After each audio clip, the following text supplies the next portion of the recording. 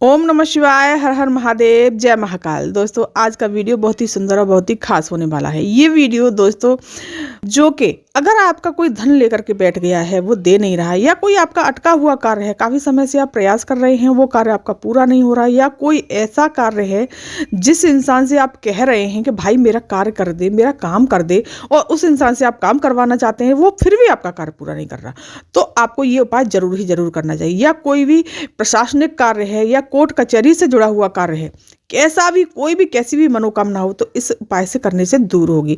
और दोस्तों जो बच्चे एग्जाम में बैठ रहे हैं, परीक्षा में बैठ रहे हैं, और जो बच्चे बैठ चुके हैं, कई बार बैठ चुके हैं, लेकिन सफलता उनको प्राप्त नहीं हो रही है, तो इस उपाय को आप जरूर करिएगा। पूज्य गुरुदेव कहते हैं ये उपाय करके फिर आप एग्जाम में बैठने के लिए जाइए, तो जो आपको याद नहीं आ रहा है वो भी याद आ जाएगा दोस्तों। तो इस उपाय को आप जरूर करिएगा। बहुत सुंदर से उपाय हैं। एक है काली मिर्ची और कच्चे दूध का उपाय, और दूसरा है 5 बेलपत्री और सफेद फूल का उपाय। तो बहुत ही सुंदर और अचूक उपाय है। पूज्य गुरुदेव की कथा सुन करके और समझ करके बहुत सुंदर सा उपाय लेकर के आई हूँ। अगर दोस्तों आप चैनल पर नए आए हैं तो मेरे चैनल को सब्सक्राइब कर दीजिए, वीडियो को लाइक कर दीजिए, और कमेंट में श्री शिवाय नमस्तुभ्यम अवश्य लिखिएगा। चलिए जानते हैं कि ये उपाय हमें किस प्रकार से करना है और कैसे करना है। आपको क्या करना है, कच्चा दूध ले लेना है दोस्तों, और उसमें काली मिर्ची आपको पीस करके डाल लेनी है। थोड़ी सी काली मिर्ची लेनी है, उसको पीस करके आपको इस दूध में डाल लेना है।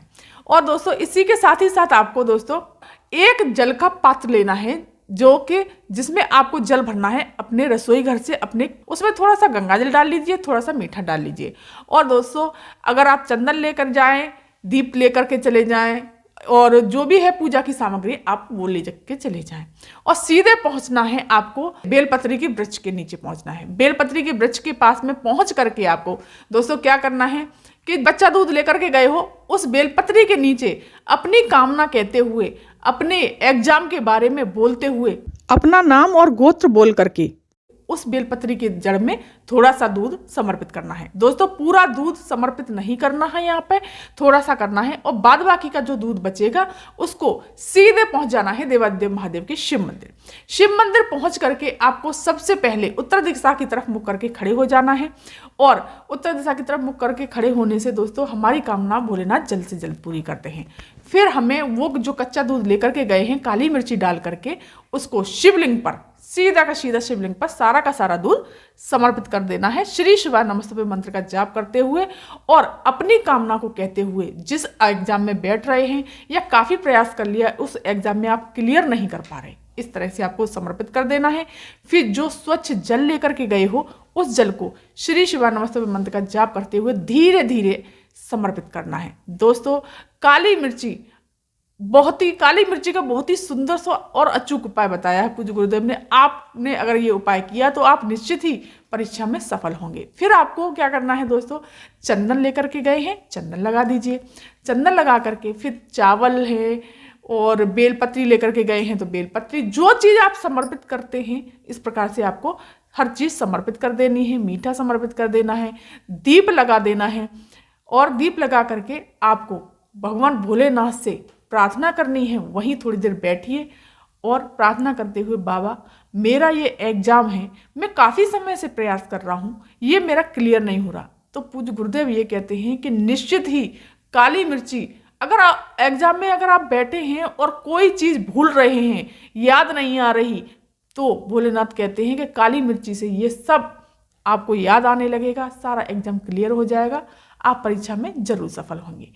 और फिर आपको क्या करना है, प्रणाम करने के बाद जो आगे से जल बह करके जा रहा है, यहाँ से थोड़ा सा जल लेना है, और अपने कंठ से, अपने नैनों से और अपने मस्तक से लगा करके सीधे अपने घर चले आना है। और अगर एग्जाम देने के लिए जा रहे हैं तो वहाँ चले जाएं। चलिए जानते हैं दोस्तों अब दूसरा उपाय। अगर कोई आपका धन नहीं दे रहा, या कोई कार्य आपका ऐसा है जो काफ़ी समय से आप प्रयास कर रहे हैं, वो अटक रहा है, या कोई आपकी फाइल ऐसी है जो कि हो ही नहीं रहा वो काम, या कोई भी आदमी आप उस इंसान से काम करवाना चाहते हैं, वो आपका काम करना ही नहीं चाहता, या वो कार्य आपका करता ही नहीं है, तो आपको ये उपाय जरूर करना चाहिए। या कोई भी कार्य है आपका जो कि पूरा नहीं हो रहा, तो आपको क्या करना है, 5 बेलपत्री लेनी है दोस्तों। एक लेना है सफ़ेद फूल, मतलब सफ़ेद पुष्प। दोस्तों मेरे पास बहुत छोटा सा सफ़ेद पुष्प है, ये शायद आपके समझ में तो आ रहा होगा, बहुत छोटा सा है। तो एक सफ़ेद पुष्प लेना है, 5 बेलपत्री ले लेनी है और एक जल का पात्र लेना है, तांबे का कलश लेना है। इसमें जल भरना है आपको अपने घर से, अपने रसोई घर से। और फिर इसमें थोड़ा सा गंगा जल डाल लेना है, थोड़ा सा मीठा डाल लेना है। दोस्तों मैं हमेशा गंगा जल मीठा डाल करके जरूर ले जाती हूँ। आपकी इच्छा है, आप डालना चाहते हैं तो आप डाल सकते हैं। और इत्र ले लीजिए, जो भी पूजा की सामग्री है, चंदन है, चावल है, मीठा है, दीप है, कलावा है, जो भी पूजा की सामग्री ले जाएं वो ले जाएं। और अगर आप पंचामृत ले जाना चाहते हैं तो वो भी ले जा सकते हैं। इस तरह से आपको सीधे पहुंच जाना है देवादिदेव महादेव के शिव मंदिर। शिव मंदिर पहुंच करके आपको उत्तर दिशा की तरफ मुख करके खड़े हो जाना है और सबसे पहले गणेश जी के स्थान पर हम थोड़ा सा जल समर्पित कराएंगे। श्री शिवाय नमस्तुभ्यं मंत्र का जाप करते हुए कार्तिकेय जी के स्थान पर, फिर माता शोक सुंदरी के स्थान पर, फिर माता रानी के हस्त कमर पर, शिवलिंग पर श्री शिवाय नमस्तुभ्यं मंत्र का जाप करते हुए बस थोड़ा सा ही जल समर्पित करेंगे दोस्तों। और फिर थोड़ा सा जल हम बचा लेंगे, बल्कि हम 2 पात्र ले जाएं तो ज़्यादा अच्छा रहेगा। चलिए फिर अब आपको क्या करना है, चंदन लगाना है, आपको त्रिपुंड बनाना है शिवलिंग पर श्री शिवाय नमस्तुभ्यं मंत्र का जाप करते हुए कुंदकेश्वर महादेव का नाम लेकर के। और फिर गणेश जी के स्थान पर लगाना है, कार्तिकेय जी के स्थान पर लगाना है, माता शोक सुंदरी के स्थान पर लगाना है और माता रानी के हस्त कमल पर लगाना है। दोस्तों ये तो आप जानते ही होंगे कि पूरी शिवलिंग में महादेव जी का पूरा परिवार समाया हुआ है। और दोस्तों एक बात और बता दूं, अगर ये डमरू वाला शिवलिंग है तो इस पर हम खड़े होकर के जल समर्पित करेंगे और जमीन पर ही शिवलिंग रखा हुआ है तो हम बैठ करके जल समर्पित करेंगे। तो दोस्तों अब आपको क्या करना है, जो 5 बेलपत्री लेकर के गए हैं उनको एक एक करके शिवलिंग पर अपनी कामना कहते हुए समर्पित करते जाना है। और क्या करना है दोस्तों, एक बात ध्यान रखना, बेलपत्री कटी फटी नहीं होनी चाहिए, खंडित बेलपत्री नहीं होनी चाहिए, बिल्कुल साफ सुथरी बेलपत्री होनी चाहिए। तो आपको बत्ती का मुख रखना है अपनी तरफ और डंडी का मुख रखना है जलाधारी की तरफ। श्री शिवाय नमस्तुभ्यं मंत्र का जाप करते हुए कुंदकेश्वर महादेव का नाम लेकर के इस तरह से आपको समर्पित करते जाना है।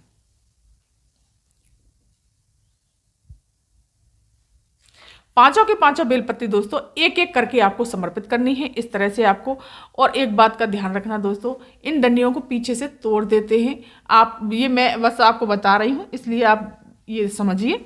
और इस तरह से आपको 5 बेलपत्री समर्पित कर देनी है। इस प्रकार से समर्पित करने के पश्चात जो सफ़ेद पुष्प लेकर के गए हैं उस सफ़ेद फूल को भी आपको इसी बेलपत्रियों के ऊपर ही समर्पित कर देना है, कुंदकेश्वर महादेव का नाम लेकर के और अपनी कामना कहते हुए। फिर आपको क्या करना है दोस्तों, जो मीठा समर्पित कर दीजिए। मीठा समर्पित करने के पश्चात आपको और अबीर गुलाल जो भी है समर्पित कर देना है। तो आप जो जल लेकर के गए हैं उस जल को शिवलिंग पर धीरे धीरे धार बांधते हुए, थोड़ी सी ऊपर करके धीरे धीरे धार बांधते हुए कुंदकेश्वर महादेव का नाम लेकर के स्मरण करके धीरे धीरे समर्पित करना है, अपनी कामना कहनी है। और दोस्तों इस बात का ध्यान रखना कि जलाधारी से जल झटकता हुआ बाहर की तरफ ना गिरे, इससे दोष लगता है। दोस्तों धीरे धीरे जल समर्पित करने से भोलेनाथ आपकी कामना को जरूर ही जरूर पूरा करेंगे। वहीं पर थोड़ी देर बैठना है और अपनी कामना को बोलना है। एक दीप प्रज्वलित करने के पश्चात आपको आरती कर देनी है, आरती कर देंगे और फिर वहीं पर थोड़ी देर बैठ करके अपनी कामना कहते हुए सीधे अपने घर चले आना है। दोस्तों ये बहुत अच्छा और अचूक उपाय है, आपकी कामना को भोलेनाथ जरूर ही जरूर पूरा करेंगे। तो दोस्तों ये थी जानकारी आज की। अगर ये वीडियो, ये जानकारी आपको पसंद आई हो तो मेरे चैनल को सब्सक्राइब कर दीजिए, वीडियो को लाइक कर दीजिए और कमेंट में श्री शिवाय नमस्तुभ्यं अवश्य लिखिएगा। धन्यवाद। बोला सब दुख काटो मारा, ओ बोला सब दुख काटो मारा।